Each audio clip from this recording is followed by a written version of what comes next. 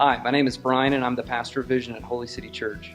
I'm glad that you found our online sermon resources, and I pray that the Lord would use them to strengthen your faith. I would exhort you not to use our online sermon resources as a substitute for regular involvement in your own local church. That being said, I pray that our teaching resources would be helpful to you and conform you even more into the image of Christ.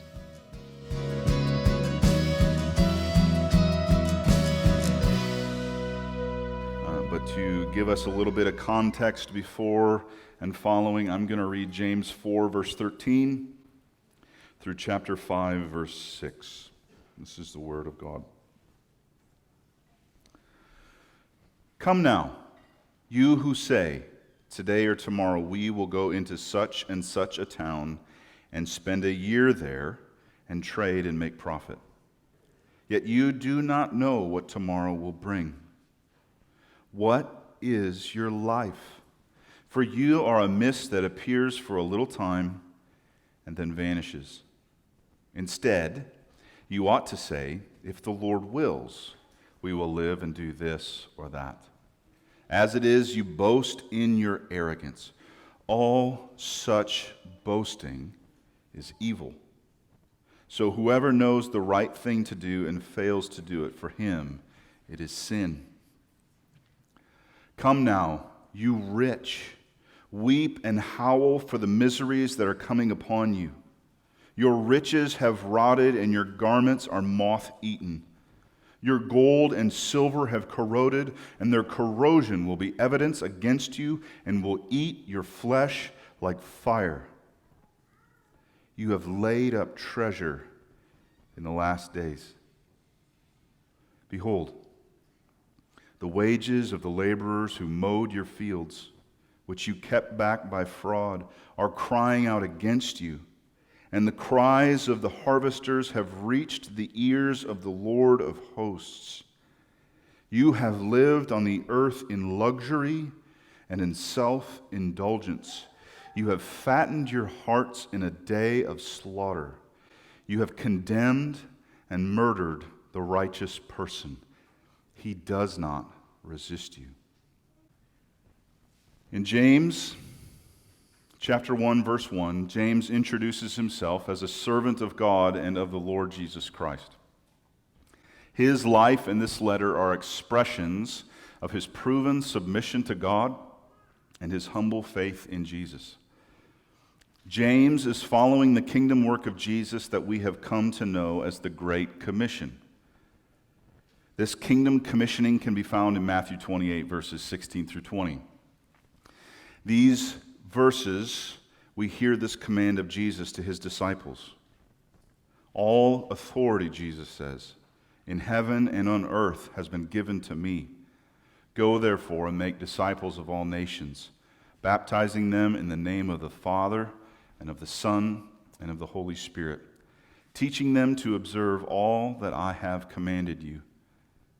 And behold, I am with you always to the end of the age.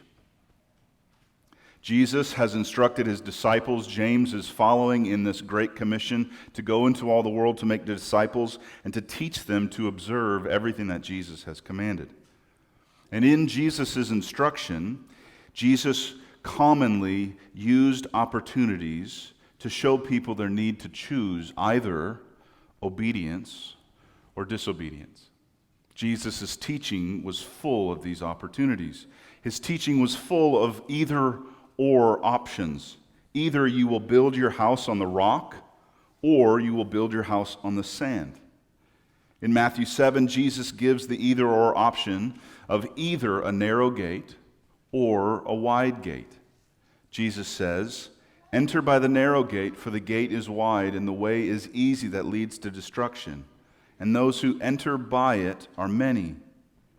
For the gate is narrow and the way is hard that leads to life, and those who find it are few." Two options are given. You see how Jesus says either this or that, and only one option is advised by Jesus. In Matthew 6, verse 24, Jesus puts another fork in the road. He says, "No one can serve two masters. For either he will hate the one and love the other, or he will be devoted to the one and despise the other. You cannot serve God and money. Jesus isn't a wishy-washy preacher that has come to affirm whatever life decision you choose. Jesus doesn't come and say, here or there, whatever you want to do, it's all good. No, Jesus comes and he says very clearly, either the broad gate, the broad way, or the narrow way. Either you will build your house upon the rock or upon the sand. Either you will serve God or serve money. James is earnest, like Jesus, for his audience, and James puts this fork in the road to choose the path that leads to life. This is the fork that is in the road in Jesus' teaching and also in James' teaching. There is one of two options. Either you will obey the command of God or not.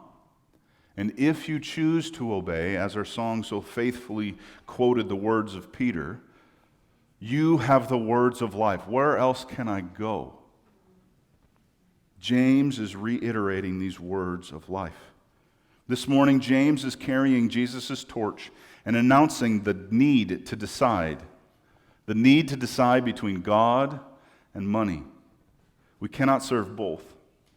As much as we might be tempted to try, we cannot serve both God and money.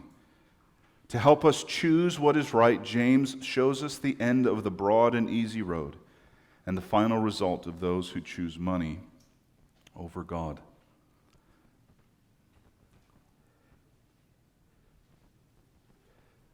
There's a joke going around about the kinds of verses we put on coffee mugs. James 5, 1 through 6, doesn't have any verses I want on coffee mugs. And so I think, rightly, the title of this sermon, these 4 words, wrath for the rich. The big idea I want to proclaim from James chapter 5 is that wrath is coming upon the rich. Wrath is coming upon the rich. To make this big idea plain, I want to take 3 distinct steps, focusing on 3 distinct questions. First, who are the rich? Second, what have they done? And third, what is their end? Who are the rich? What have they done? And what is their end? Chapter 4 began with the addressing of the issue of coveting in the church that was turning into fighting. Brothers and sisters were looking at one another, and some of them liked what others had, and so they would turn into fighting and quarreling.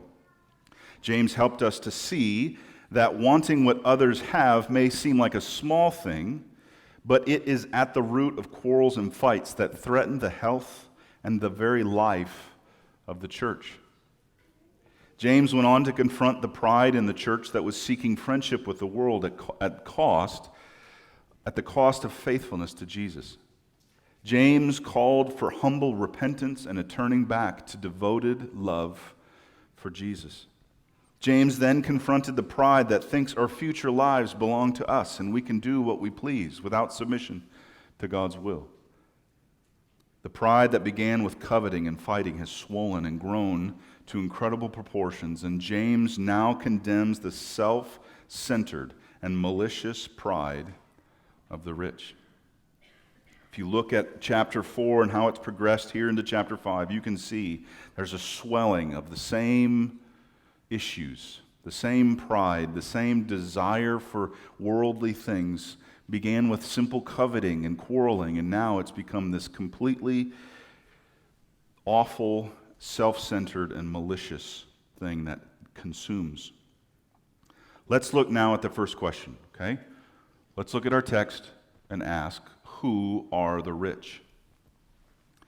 It's probably our natural reaction to answer this question by either saying, well, rich people are the select few like big-time CEOs or A-list celebrities and athletes. Some of us have a very narrow view of who the rich are.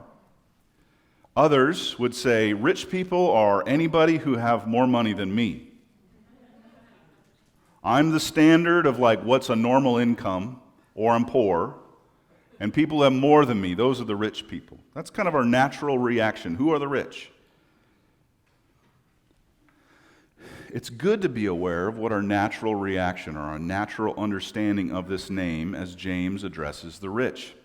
We need to be aware of this reaction so that we can consider how James is using this name to make any necessary changes. We have a natural response, we have a natural thought, who are the rich, but we need to look carefully at this particular name and to discern how is James using the rich.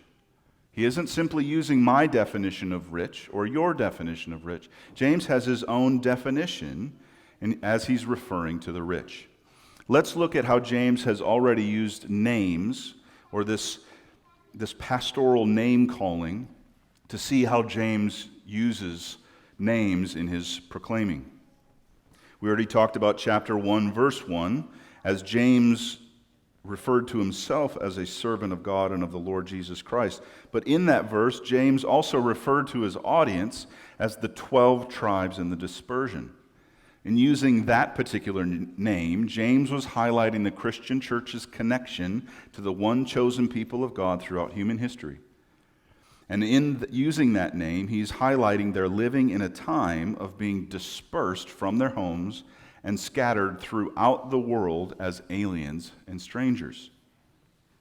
Most commonly in the book of James, we've talked about this numerous times, but most commonly in the book of James, James is referring to his audience as his brothers and even his beloved brothers.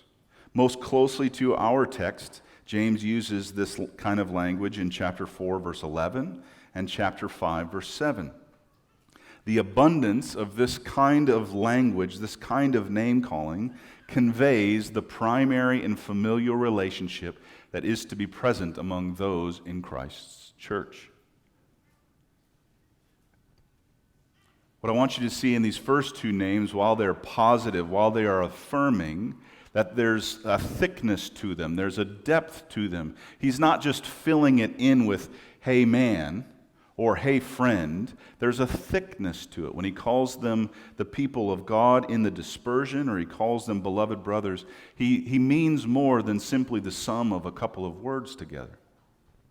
There was a shift in chapter 4 as James called some in the church adulteresses in verse 4. As they were living in a flirtatious way with the world that was less than fully committed to Jesus. Very similarly, James addressed his audience as sinners and double-minded in chapter 4, verse 8, as they were Christians trying to love God and sin at the same time. The way James refers to his audience and the way he uses or creates particular names has a purpose. If we take this pattern of James's usage of names, we will see that his Spirit-enabled name-calling is pointing out a deep reality of identity that either needs to be more fully embraced or more fully repulsed. These are not simple and surfacey names that he's using, but names that reflect a greater reality of who a person is and how a person is living. We can use a name for a person, we can say, hey buddy, and mean very little. But when James says, dear brother, he means a lot more. When James says, you adulteresses, he's not just coming up with the first ridiculing idea that he can come up with. No, there's depth, there's meaning, there's layers to the name that he uses. And so, when we come to this name calling here in chapter 5, verse 1, you rich, we should have an expectation that James means more than simply, hey, you people who have more money than me. Okay? So as we come to this name, the rich, it should be our expectation that James is doing more than simply talking to people who make a certain amount of money. James's use of descriptive names tells a multifaceted story, and if we've been paying attention, we will remember that this isn't the first time James addressed the rich. This isn't the first time James has spoken to or about the rich. So what does he mean? Who are these rich? In chapter 1, verses 9 through 11, James wrote, let the lowly brother boast in his exaltation, and the rich in his humiliation. Because like a flower of the grass, he, the rich man, will pass away. For the sun rises with its scorching heat and withers the grass. Its flower falls and its beauty perishes. So also will the rich man fade away in the midst of his pursuits. As James talks about the rich here in chapter 1, it's clear that he's not simply talking about people with lots of money. The rich man is on a road to humiliation instead of exaltation, because his life is one of pursuing that which is temporary and that which is fading, things that will evaporate when he dies. In James chapter 2, verses 1 through 7, James is confronting those in the church who were showing preferential treatment to the rich while they were dishonoring the poor. Do you remember the rich in chapter 2, verses 1 through 7? The rich were coming into worship gatherings in their gold rings and fine clothing. Church members saw them and they made every effort to make these particular people comfortable, even though these people were, according to verses 6 and 7, oppressing Christians with lawsuits and blaspheming the precious name of Christ. If these wealthy blasphemers are among the church, they may very well be those that James is chiding when he tells them that faith without works is dead and no faith at all. It seems likely that this kind of rich man, this kind of blasphemer, would be the one who would say something like, you know what, some people have faith and some people have works. And if we look at our primary text for this morning, chapter 5, verses 1 through 6, we will see here in these verses that the rich are a people who have clung to their own wealth in verses 2 and 3. Do you see how they've clung to their own wealth? They've held back the wages of laborers in verse 4. They have lived in luxury and self-indulgence in verse 5, and have condemned and murdered innocent people in verse 6. So when we read those first words, those first 4 words of verse 1, get it far from your mind that James is just simply talking to people who have money. When James says, you rich, or the rich, there are layers, there are levels to what he is referring to. As James addresses the rich in our passage for this morning, we must understand that he isn't simply ragging on guys with nice clothes or condemning people with more money than him. James is addressing and denouncing those who have served money instead of serving God. It's so common for us to covet and say nasty things about the rich people who have nice cars. It's so common for us to see things on the surface and say, look at that guy and his name brand, you know what? I hate that guy. He's a rich son of a gun. James is saying far more than that. He's not judging these people simply on the surface. He's judging them for the whole course of their life. Income has been more important than taking care of their employees. These are certainly those whose religion is worthless because they cared more about their savings accounts than the orphans and widows in their affliction. The rich are not addressed simply because they have money, but because they have served money instead of God.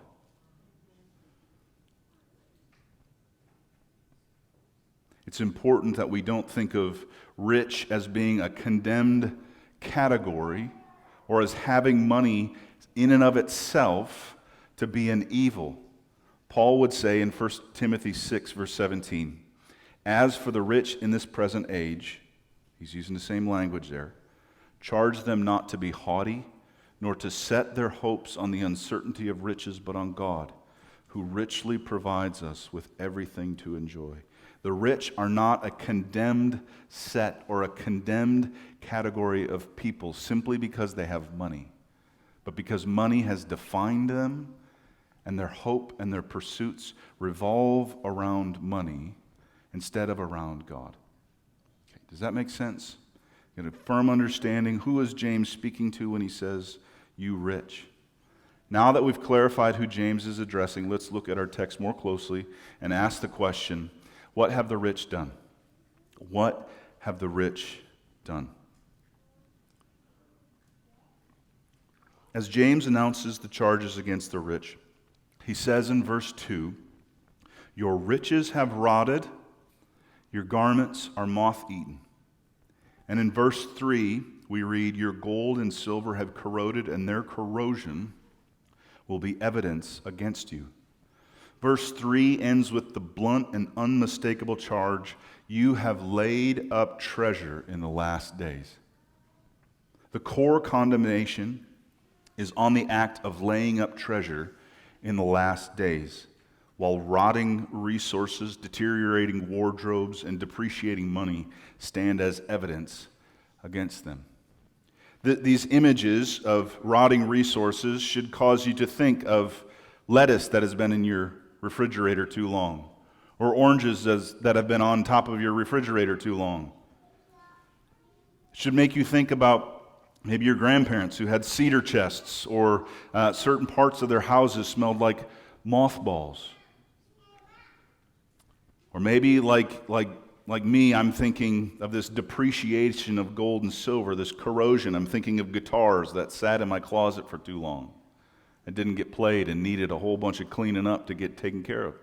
Stuff is deteriorating just by sitting there. We might struggle with this particular condemnation because we know that God helped Joseph store up resources before Egypt went into a famine. Why is James condemning these people? They've stored up treasure. They've laid up treasure. They're saving for the future. What's wrong with that? Why would that be condemned? You might think of Joseph in Egypt, who saved all of these resources so that people could be saved from a famine. Or you might think of Proverbs 21:20 that tells us precious treasure and oil are in a wise man's dwelling, but a foolish man devours it. Saving money seems like a good thing, doesn't it? Right? But it also seems like that's what the rich are being condemned for. Yet if we look more closely, we see that the rich are not guilty of simply saving money, but of turning this wise principle into an opportunity for selfish hoarding.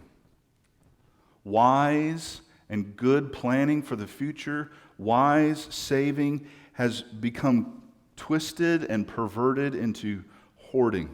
They have taken the good call to save up and they've twisted it into something wicked. We can all think of a good piece of advice that goes sour when it's taken too far, or somebody who takes a proverb or a principle and twists it and perverts it into something wicked. And that's exactly what's going on here. And so if you're looking at these rich and you're saying, it seems like God's mad at them for having savings, look more closely and understand that they've taken the idea of saving for the future and they've twisted it into something grotesque. The more we read the Bible, the more the Bible blesses us. And this passage is made clearer by an awareness of something Jesus said in Matthew 6. If you've read through the Bible, if you're familiar with the Scriptures, friends, if you keep going to church and keep hearing Scriptures and keep hearing sermons, this has a benefit over the course of life. Because certain images and certain ideas sound familiar. We've heard that somewhere else. And these ideas that James is using here in chapter 5 sound very similar to what Jesus taught in Matthew chapter 6, verse 19. Jesus said, "Do not lay up for yourselves treasures on earth." Listen, where moth and rust destroy and where thieves break in and steal, but lay up for yourselves treasures in heaven, where neither moth nor rust destroys, and where thieves do not break in and steal. For where your treasure is, there your heart will be also. No one can serve two masters, for either he will hate the one and love the other, or he will be devoted to the one and despise the other. Jesus himself says, you cannot serve God and money. James is repeating Jesus' lesson. James is using the same images of rusting treasures and moth-eating extras to reveal a person whose heart is for earth and not for heaven. A person whose desire is for their own kingdom and not the kingdom of God.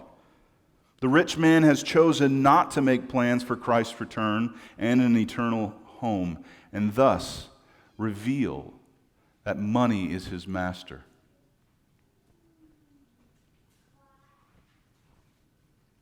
The scriptures are not rebuking savings accounts. They're not rebuking insurance policies in and of themselves. Hear me. Savings accounts and insurance policies are not a bad thing, necessarily. But we are getting a warning that if we are diligent to prepare for future possibilities while ignoring the actual needs of the poor, the orphan, and the widow, our religion is worthless, and we have served money instead of God. It's easy to save up for a long list of what-ifs. And then to reach a particular place and say, well, I've got 6 months of living expenses, but I just heard about somebody who needed 8 months, so I need to save 8 months. And then you hear about somebody else who has this and has that, and there's no end. There's no end to the what-ifs. You can never be prepared enough. But the issue with the rich is their minds were consumed with all of the what if this happens to me, such that they were overlooking what was actually happening to people right in front of them. Yeah, what if your spouse dies? That would be terrible. But her spouse already died, and nothing's being done. Yeah, wouldn't it be terrible if we get fired or our job goes belly up and we're unemployed? Wouldn't that be awful? It's a sobering what if. But that guy has already lost his job and you're doing nothing. These are signs of a person who's loved money more than God. These are the rich. They've been consumed with their own comforts and their own security, such that they have done nothing for those in need. Actualities should always trump what ifs.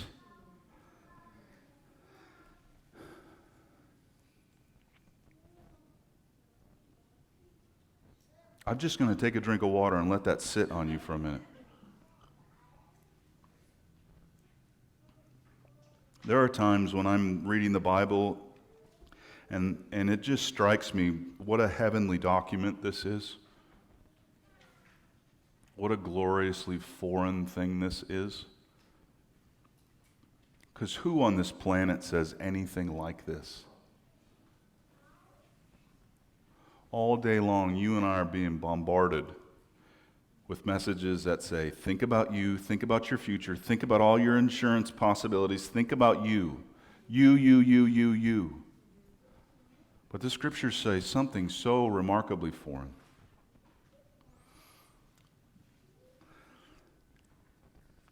The sins of the rich look like wisdom from some angles, and their wickedness appears to be prudent preparation in certain light. But notice what James says so tersely at the end of verse 3. He says, you have laid up treasure in the last days. The last days is a biblical term used to refer to this final era of God's interaction with sinful humanity. Last days should not come to you and just pass by you without registering any real importance. When the scriptures talk about the last days, it's a very clear reminder that we are living in the period between Christ's coming and Christ's second coming. This phrase, the last days, denotes this time we are living in after the birth, after the life, after the death, after the resurrection and ascension of Jesus, yet before his return to judge the living and the dead. Hebrews 1 says, long ago, at many times and in many ways, God spoke to our fathers by the prophets.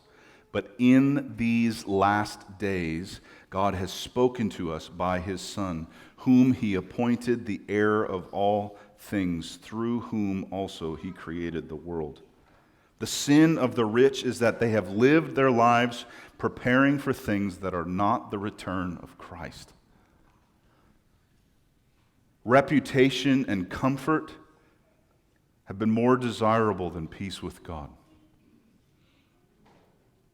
Hurricanes and famines and untimely death have all been more concerning than the coming day of judgment.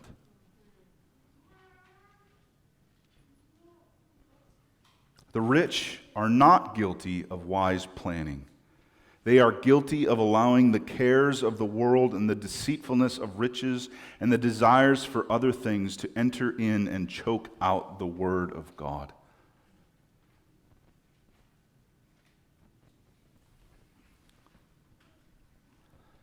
James has told us who the rich are, and he's told us what has made them guilty. Let's look now at what their guilt will receive. Let's ask this third question. What is their end? Hopefully it's becoming clear that James isn't simply referring to people who have nice houses when he's talking to the rich, though those in nice houses need to perk up and pay attention. We've seen clearly that there's a sense where the rich have done what appears to be wise, but it's a perverse twisting of true wisdom. Let's ask the question, what is their end? And that's a weird question, isn't it? Let me just start off by noticing that. What is their end? It's like asking, where does this road lead? Where are my plans going? Where am I headed? And if we're honest, some of us are really thinking about particular goals, but they all probably stop partway through our lives and not all the way through to the end. And so let me ask you, what's the end of your life if all of your goals come to be, if all the things you're trying to achieve, all the things you're working for, where will that leave you at the end of it all? Where will that leave you?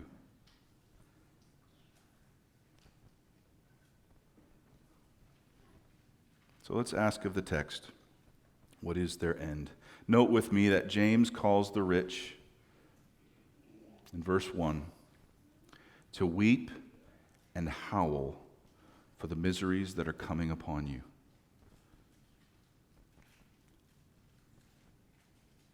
Weep and howl for the miseries that are coming upon you. This kind of language is common among the Old Testament prophets, and James is walking in the same footsteps. He's following the example of the Old Testament prophets. There are many instances throughout the Bible that we could look at, but take, for instance, Isaiah 13:6.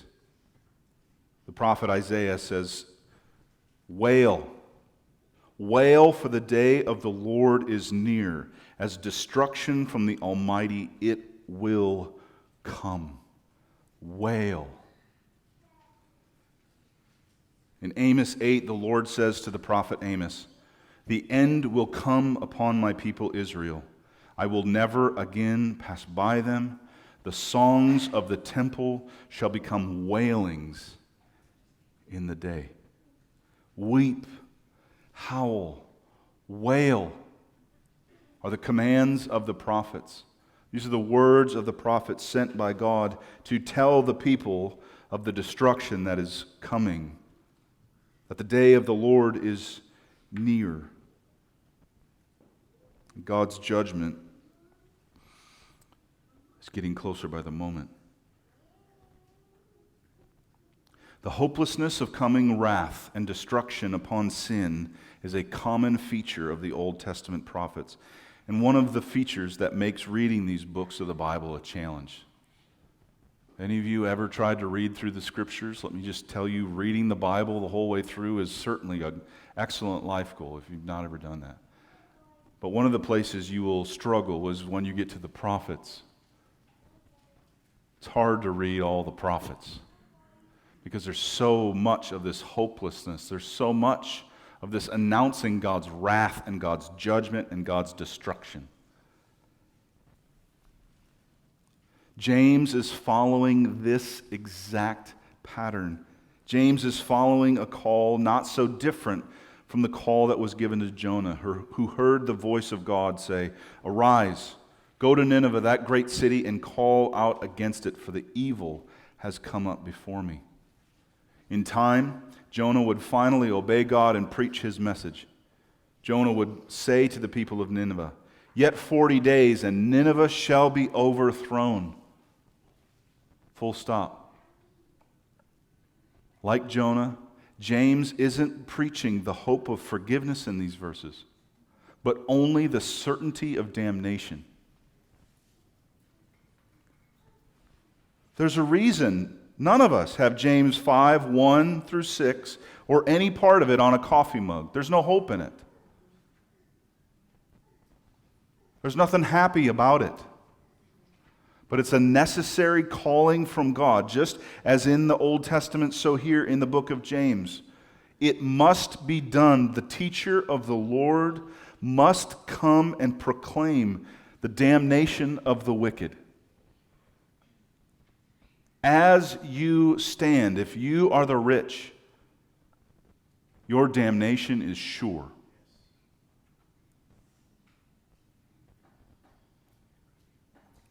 This virtuous wrath and this just damnation upon the rich is described in verse 3, where James says, "By the help of the Holy Spirit, your gold and silver have corroded, and their corrosion will be evidence against you and will eat your flesh like fire."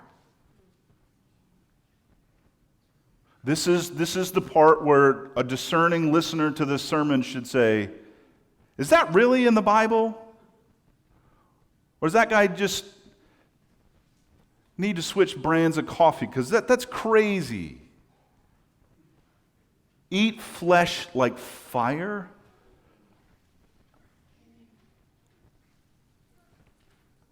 James is again teaching as Jesus taught and using the same images to describe the hell of God's judgment upon sin.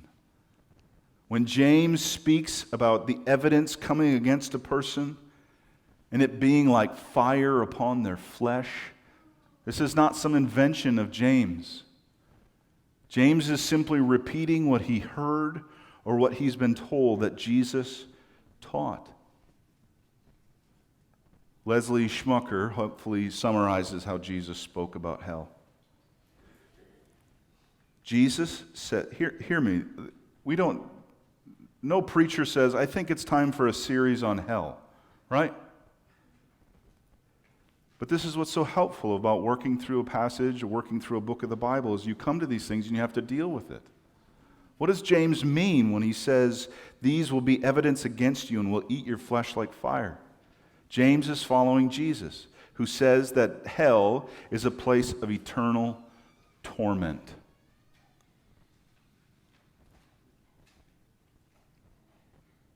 Check it. Luke 16, verse 23.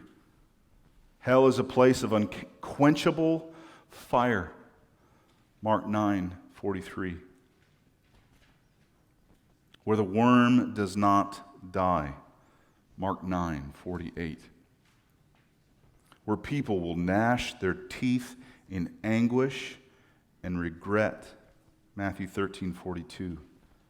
And from which there is no return, even to warn loved ones. Luke 16, 19 through 31. Jesus calls hell a place of, quote, outer darkness in Matthew 25, 30. And he compares it to Gehenna in Matthew 10, 28, which was a trash dump outside the walls of Jerusalem, where rubbish was burned and maggots abounded.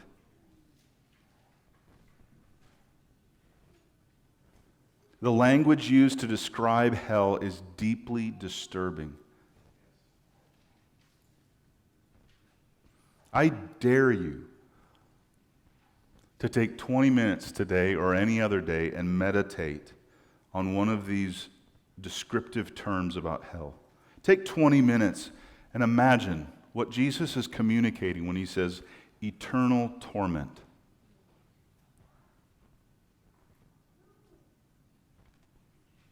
I don't think I've ever done that. Why? Because that's really uncomfortable. It's unpleasant. I don't want to think about it. It's rough to even hear it, let alone meditate on what that actually means. The language used to describe hell is deeply disturbing, yet the abounding love of God has chosen to tell us the truth about what waits for those who reject God's offer of salvation. God mercifully reveals the fork in our road. Either we will seek our joy in selfish hoarding, or we will seek our joy in Christ, with whom is fullness of joy.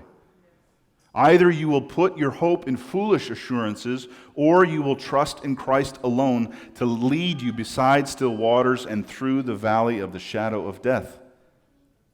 Either we will look for peace in perishable saviors, or we will rest from our labors in Christ, who alone conquered sin and death.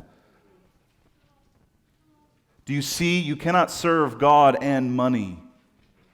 Where is your hope? Where are you finding joy? Where is your source of confidence in the future?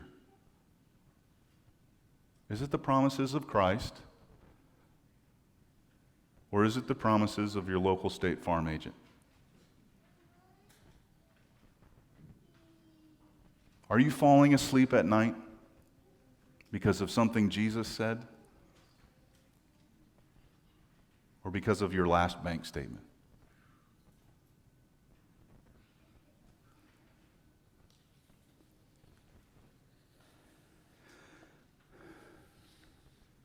It's deeply chilling to me to think that these words were written to the church. Written to the church because in every generation there are those among us who think they are Christians, but their faith is dead and useless. Hear me, I'm not angry.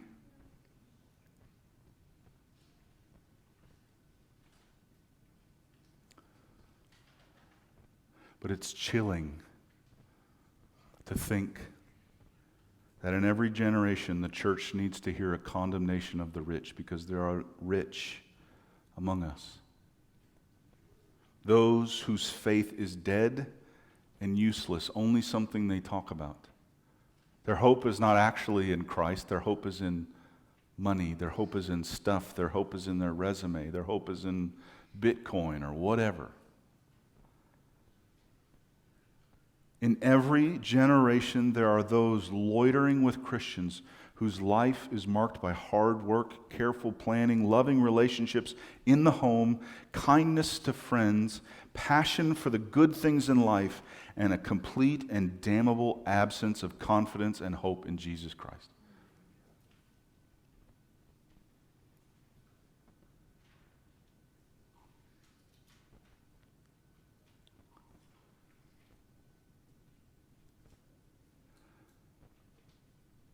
You may be the sweetest person another person has met, but materialism will damn you to hell for an eternity. Consumerism may eat your flesh like fire forever.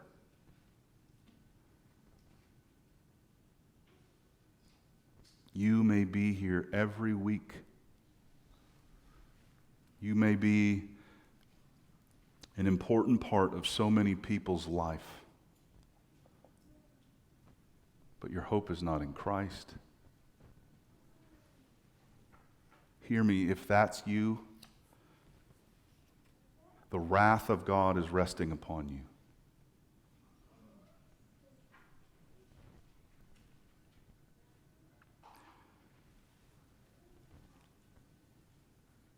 And if you do not repent, the wrath of God will rest upon you forever and ever and ever.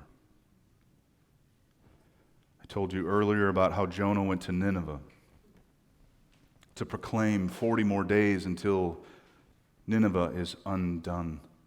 But hear this word and this edict from the king of Nineveh. He said, "Let man and beast be covered with sackcloth, and let them call out mightily to God. Let everyone turn from his evil way and from the violence that is in his hands." Who knows? Who knows? God may turn, and maybe he will relent and turn from his fierce anger so that we may not perish.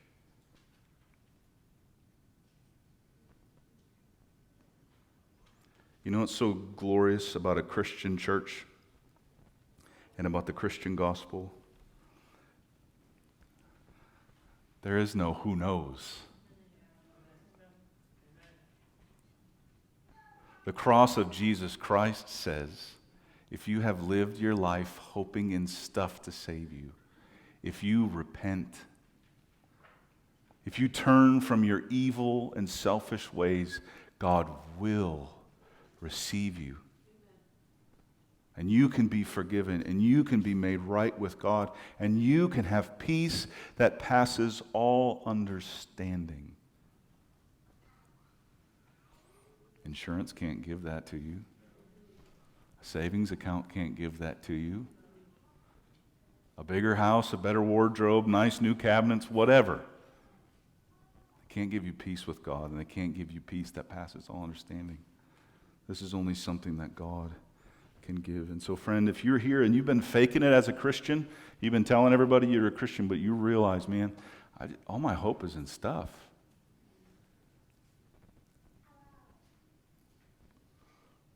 This is a wonderful place to admit that, to confess that, and run to God, to run to Him in repentance. Brothers and sisters, if you are in Christ and your only hope of salvation and security is in the crucified and risen Jesus, then this passage is not a condemning word. This is not a word of condemnation for you. You aren't the rich, and this is not a word of condemnation to you. Romans 8:1, there is therefore now no condemnation for those who are in Christ. This word is not a word of condemnation to you, but it is a passage that stands as a warning to you. A warning about the temptations to love and trust in money, to be consumed with interest rates and what your house is worth in this market right now. This is a warning about the temptations to love and trust in money. It stands as a motivation to prayer and gospel conversations. Brothers and sisters, do you really love Jesus if hearing a preacher, if hearing a passage say the wrath of God remains on you and you aren't moved to pray? You aren't moved to have conversation with sinners? Do you really understand? This passage is not a word of condemnation for us, but it should move us to fight against the love of money. It should move us and motivate us to pray and to have awkward conversations about Jesus with other people. It stands as a clear reminder to live your life rightly in these last days as we wait for the return of Christ. Life is hard. It would be so much easier if we had a little more money. And a little more of this, and a little more of that. But brother, sister, you are living in the last days. Jesus is coming, and He's going to judge the living and the dead. Are you living as if it's the last days? Some of you are sports fans, and hopefully this is a motivator for you, and hopefully those of you who don't get sports, bear with me. Have you ever watched a team that just quit in the fourth quarter? How deeply frustrating that is. Brother or sister, you're in the fourth quarter. Don't quit. Don't give up. Don't get lazy. Don't get distracted. Your goal is to glorify Christ until He comes, not pursue all sorts of comforts in this world and hopefully Jesus comes back. Don't get distracted. You're in the last days.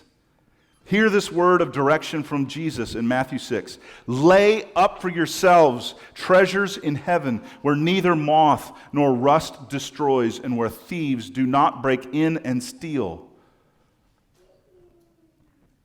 Friends, some of you have spent way too much time learning about Bitcoin and all the stuff around that, when you have an opportunity to store up for yourselves treasures in heaven.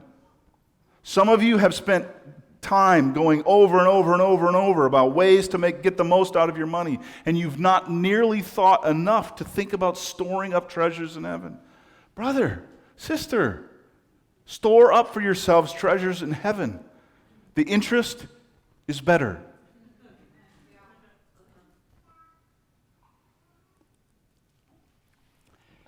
If Jesus judges the wicked with eternal wrath, shouldn't the flip be exactly true? That the riches we store for ourselves in heaven, the things we invest in God's kingdom, how much more will that be great and excellent? No one will ever be able to say while standing in the presence of God in heaven, man, hell is really bad and this place is okay. Friend, if the worm never dies in hell, the joy never ceases in heaven. Store up for yourselves treasures there. And hear this word of hope from 1 Peter 1. Blessed be the God and Father of our Lord Jesus Christ.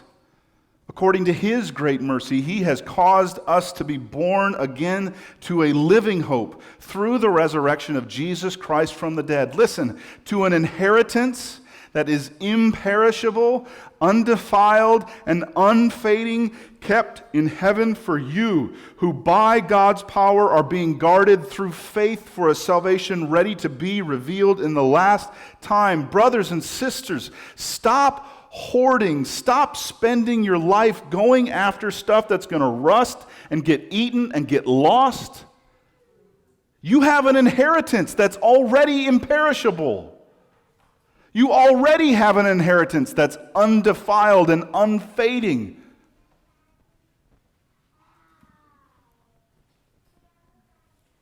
Christian, you are remarkably rich already. Stop living in this world as if you were some poor person that has to snatch up everything you can. You have an inheritance waiting for you. This is the fourth quarter. Don't give up.